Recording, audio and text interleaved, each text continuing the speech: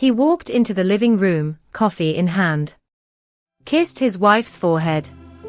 Said he loved her. Later that night, he'd be disposing of her body.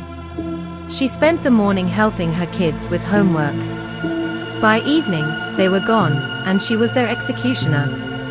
How do we make sense of these monsters, who once held their victims so tenderly?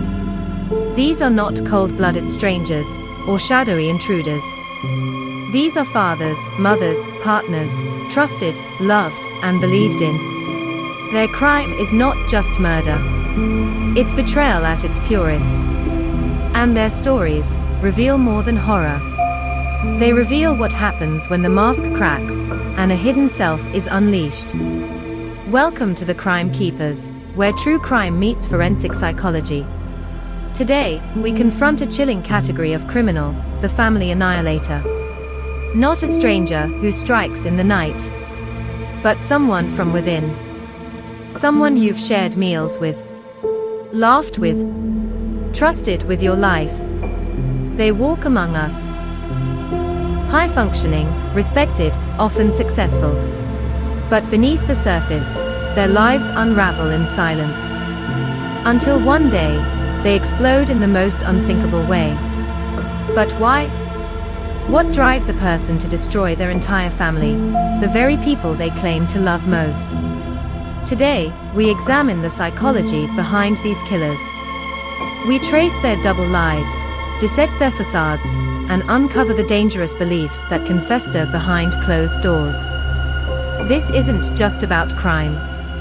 It's about the human psyche, and how far it can fall when denial, desperation, and delusion collide. In suburban Colorado, Chris Watts appeared to be the dream husband. Social media told one story: date nights, pregnancy announcements, a picture-perfect home. But in the shadows, another story was brewing. Watts was having an affair. He was drowning in debt. And his emotional detachment grew with every passing day. He didn't talk. He didn't explode. He imploded, quietly, coldly. One August morning, he murdered his pregnant wife and 2 daughters. Then, in an act of chilling casualness, he went to work, as if nothing happened. Psychologists describe Watts as having narcissistic tendencies, lacking empathy, obsessed with control, and unwilling to tarnish his image. To him, the lie was more comfortable than the truth. And when the truth threatened to shatter that image, he made the people in it disappear. His calm demeanor in interviews became a red flag. When asked about his missing family, he barely blinked. And that's what cracked him. He didn't cry because he couldn't. He didn't confess because he regretted it. He confessed because the mask had slipped, and the real Chris Watts had nothing left to hide. John List wore a suit the day he murdered his wife, mother, and 3 children. He took his time, methodical, precise. After the final shot was fired, he turned on the house lights, lined the bodies neatly, and wrote a letter to his pastor. In that letter, List explained he killed his family to save them from humiliation, poverty, and what he believed was moral decay. To him, it wasn't murder. It was salvation. Experts identify this as a form of altruistic familicide, where the killer convinces themselves that their loved ones are better off dead. For 18 years, List lived a new life under a new name. Remarried. Joined a church. Attended Bible study. No one knew the truth. Until an age progressed bust aired on America's Most Wanted, and someone recognized the face. Even then, he showed no remorse. Just rationalization. John List didn't see himself as a monster. He saw himself as a martyr. Dr. Amy Bishop was brilliant. Gifted. A Harvard-trained neurobiologist. A wife. A mother. But behind her intellect was a long trail of violent behavior and deep-seated instability. In 2010, after being denied tenure at the University of Alabama, she opened fire during a faculty meeting, killing 3 colleagues. The world was stunned.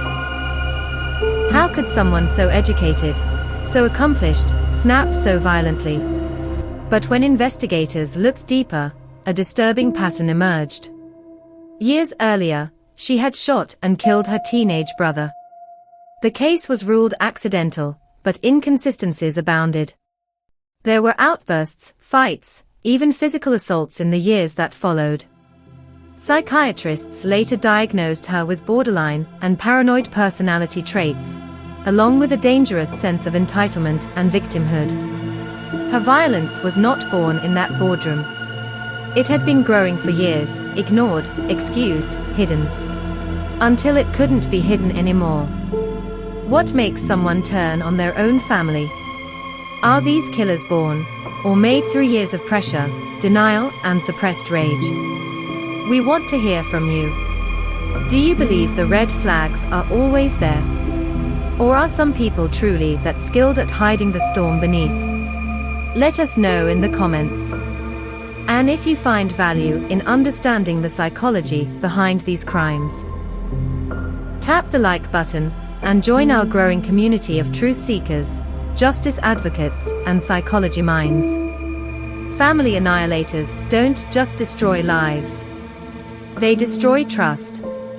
They shatter our belief in safety, in love, in the sanctity of family. But by understanding them, not glorifying, but analyzing, we take power away from the myth. We move from fear to awareness. Behind every smiling photo might be someone silently breaking. Behind every calm face, a storm no one dares acknowledge. This is why we tell these stories.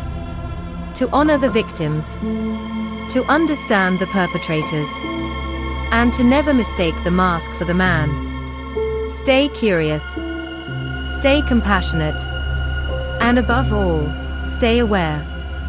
Subscribe to the Crime Keepers for more stories that cut deep into the crimes, the minds, and the systems that shape them.